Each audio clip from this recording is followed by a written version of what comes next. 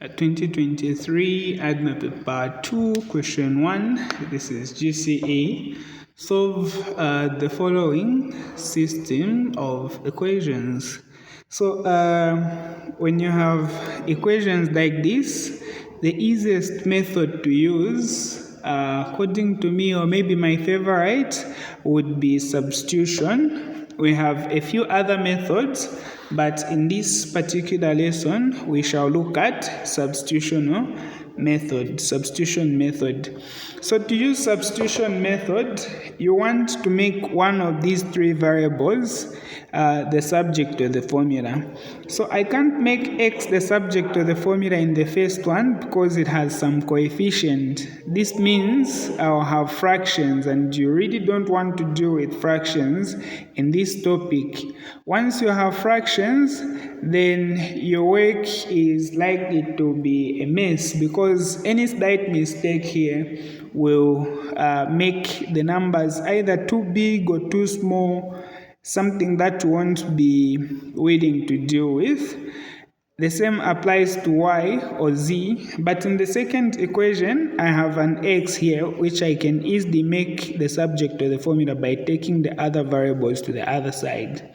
Then in the third equation, I have a y, which I can easily make the subject of the formula.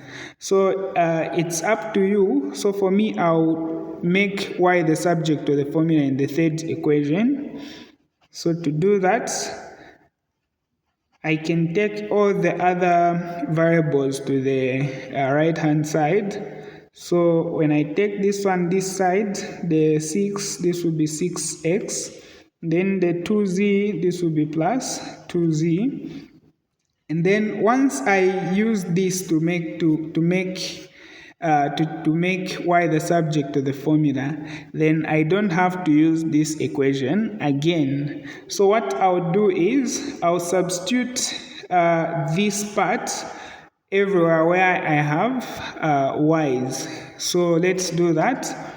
So we have negative 2x minus 3. So where you have a y, put this 25 minus 6x plus 2z, this is that, and then plus, we have 4z there. Please don't forget the other two numbers or variables, and then 13. So now I can simplify this before I move on to the second one. Let's do that. So we have negative 2x. When you expand here, you have negative 75. Then you have positive 18x. Then you have negative 6z plus 4z, which is equal to 13. And then we can put the like terms together. So these two are alike. We can add them. Negative 2x plus positive, or maybe plus 18x. This will be 16x.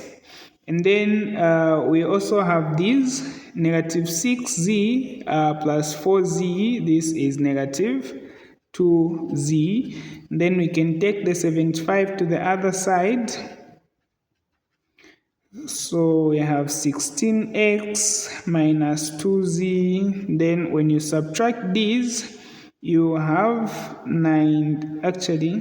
you have 88, because this plus this is 8s. And then, so this will be your equation 1.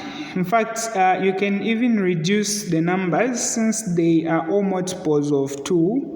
You can divide it through by 2 just to make your equation easier. You can still leave it like this if you want. So 2 there, you have 8x. 2 there, you have negative z. 2 there, you have 44. So this one will be your first equation. To get your second equation, you just substitute this into the second equation. So the second equation is x minus 5. So where you have y, put the value of y. We have 25 minus 6x plus 2z, and then minus 3z, which is equal to 9. So now we can expand. So we have x minus 5 times negative 5 times 25, this is 125.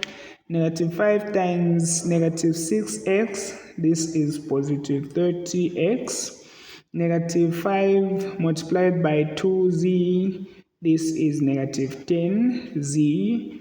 And then minus 3z is equal to 9.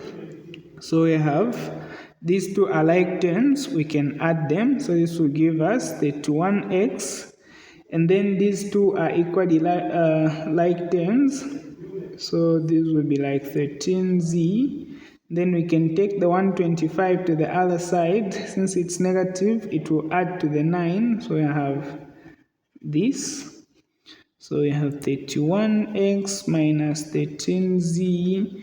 And then when you add these two, you get 134. So now you have these two equations which you want to solve simultaneously. This equation here and, okay, let me just write them down. 31x minus 13z is equal to 134. And then 8x minus z is equal to 44. So I can use any method of my choice here, but if I decide to multiply the second equation by 13, for example, that is using elimination, then these numbers will be way too big for me to work with. So what I will do instead is to make z the subject of the formula in the second equation and use substitution method again. So when you take the z to the other side, I'm dealing with this equation. You have 8x, then the 44 this side, 44, then the z this side, you have that. So I can substitute this in the other equation. So these numbers are quite big, 31x minus 13. So every time you are working against time, this can be irritating. So I've decided to get my calculator. So we have 31x and then 13 by 8. This is negative 104x. These numbers were really big. This is positive 572 is equal to 134. And then these are like terms and these two are like terms. So 31 minus 104, this is negative 73x. We can take the 572 to the other side. So we have 134 minus 572. So when you take this one to the other side and subtract, you get negative 438. So now 438 divided by negative 73. So that means your x is equal to 6.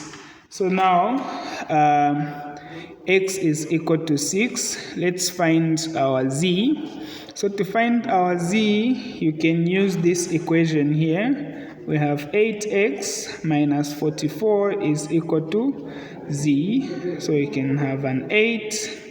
Your x is 6 minus 44 is equal to z. So let's just punch this.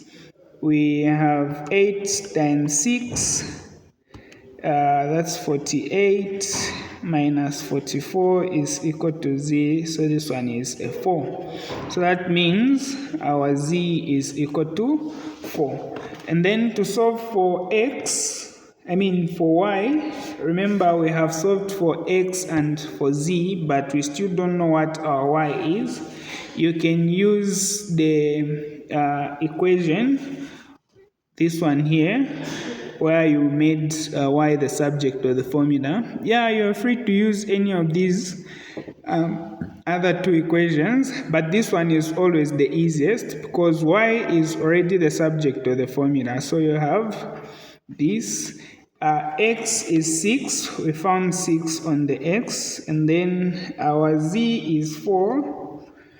So now it's just a matter of simplifying. So we have 25, negative 36, and then we have an 8. 25 plus 8 is 33, I think. So that's 33 minus 36. That makes our y negative 3.